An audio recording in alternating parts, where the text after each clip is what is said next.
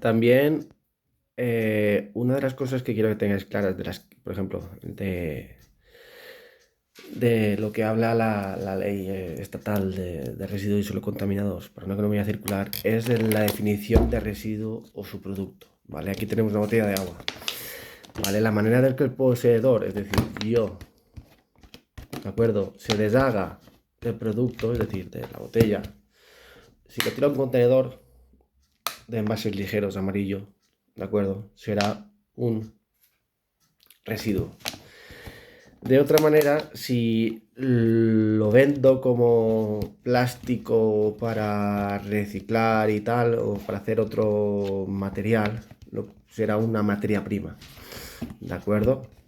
Y si cojo y de esta botella, ¿vale?, hago un comedero de pájaros, por ejemplo, esto será un subproducto, ¿vale? Lo reparo, lo reutilizo, ¿vale? Y le doy otro uso, ¿de acuerdo? Esto sería un subproducto, ¿vale? Estoy haciendo de un producto una botella de agua, ¿vale?, que es un envase que contiene agua, un líquido para beber. Le saco otro uso, lo reutilizo. Esto sería un subproducto, ¿de acuerdo? Residuo, lo desecho, subproducto, hago otra cosa con él, ¿de acuerdo? Estos son los dos conceptos claves para la reutilización y el reciclado de residuos. Van en la línea de transición de economía circular y los principios jerárquicos de gestión de residuos que propone la Unión Europea y la escala estatal, la estrategia española de economía circular, ¿de acuerdo? Así el concepto de residuos se va reduciendo, ¿de acuerdo? Con la filosofía del movimiento residuo cero. Considerar que un material es un residuo significa que no puede reutilizarse o reciclarse, y por ello debería cumplir una de estas tres condiciones, ¿vale? Ser un material tóxico, es decir, un material tóxico no se puede reciclar, sería un residuo. Una mezcla de materiales degradables y o reciclables que es imposible su reciclaje, ¿de acuerdo? Es decir, por ejemplo, un Tetabric, que vemos que es plástico y papel o cartón, cuesta mucho de reciclar y a veces es imposible de reciclar. Esto sería esta característica de la que habla, ¿vale? Es decir, materiales degradables y o reciclables, ¿vale? Porque el cartón es degradable y se puede reciclar, igual que el aluminio y el plástico que lleva, pero que es imposible su reciclaje, ¿de acuerdo? Esto sería residuo también, igual que un material tóxico, y además que por su cantidad, es decir, por su peso o volumen, no compensa el reciclaje, ¿de acuerdo? Una cantidad inmensa de, por ejemplo, de residuos de escombros bestial, acaba siendo un residuo muy grande y imposible de reciclar por la cantidad, ¿vale?, que se genera, ¿de acuerdo? Como puede ser el Prestige, el fuel, ¿vale?, que es una materia tóxica aparte y su gran cantidad de residuos no se podía reciclar, ¿vale? Porque es una inmensa mancha negra la que vertió al mar, ¿de acuerdo? Hoy en día vemos que el modelo productivo actual es totalmente lineal, ¿de acuerdo? De hecho, la generación de residuos va íntimamente ligada con la sociedad de consumo del mundo contemporáneo, es decir, del mundo en que vivimos ahora. Los residuos, como aquel que dice, o como nombré en los vídeos anteriores, la definición, la palabra o el concepto residuo nace de hace 50, 100 años ahora, ¿de acuerdo? El modelo económico actual, de tipo lineal, fue creado por la revolución industrial y ha sustentado nuestra forma de crecimiento y el sistema de bienestar de nuestras sociedades hasta el día de hoy.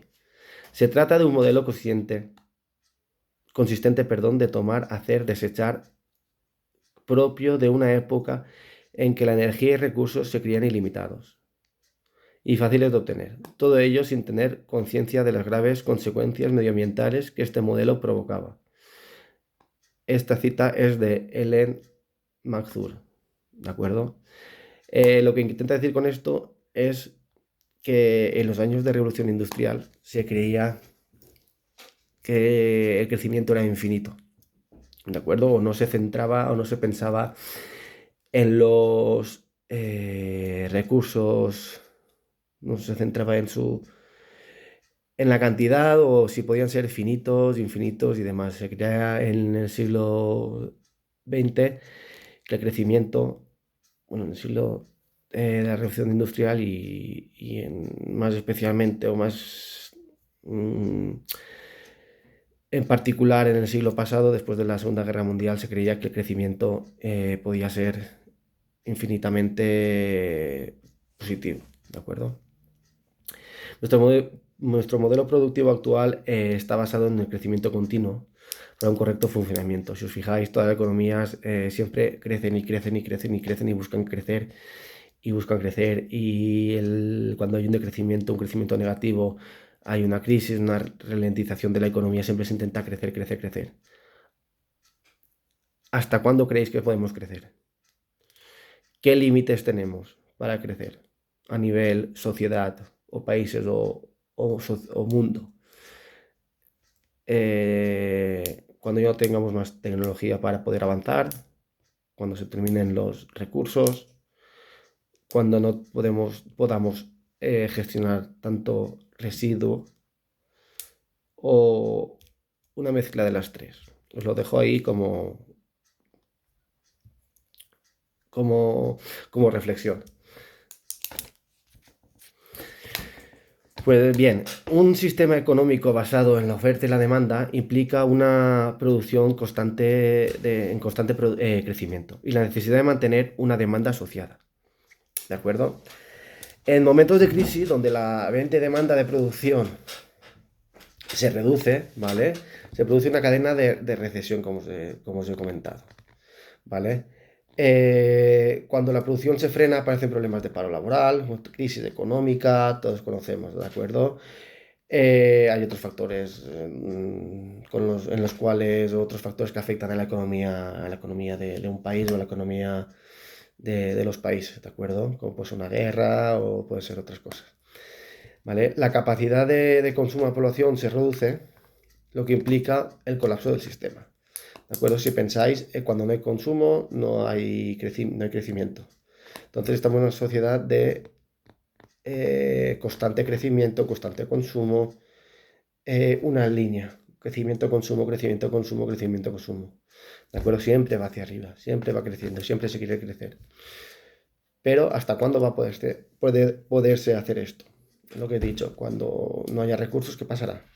Cuando la tecnología no nos permita sacar materia prima o reutilizar o adoptar nuevas tecnologías para el aprovechamiento de materias primas o residuos o cuando ya haya tantos residuos que no sepamos dónde meterlos. Bien, pues esta pregunta, reflexionad sobre estas tres preguntas, ¿vale? A lo largo de la historia estas situaciones se han ido sorteando, ¿de acuerdo? O sea, no es un problema, estos problemas han surgido a lo largo de la historia. Se ha desarrollado el comercio internacional para ampliar mercados, ¿de acuerdo? O el sistema de crédito de capital como soluciones a la crisis de falta de demanda. Es decir, se ha dado dinero, o sea, creado dinero para reactivar la economía. El primer gran colapso a nivel mundial o a nivel del mundo contemporáneo o de la nueva era podría ser o podríamos llamarlo el crack del 29, ¿de acuerdo? Que surgió en los Estados Unidos. La salida de la crisis significó el inicio de la época dorada del consumismo. Las clases medias empezaban a necesitar gran variedad de productos, televisiones, neveras, etc. Pero sobre todo marcó el inicio de un concepto que os nombré en los vídeos anteriores llamado obsolescencia programada. ¿De acuerdo?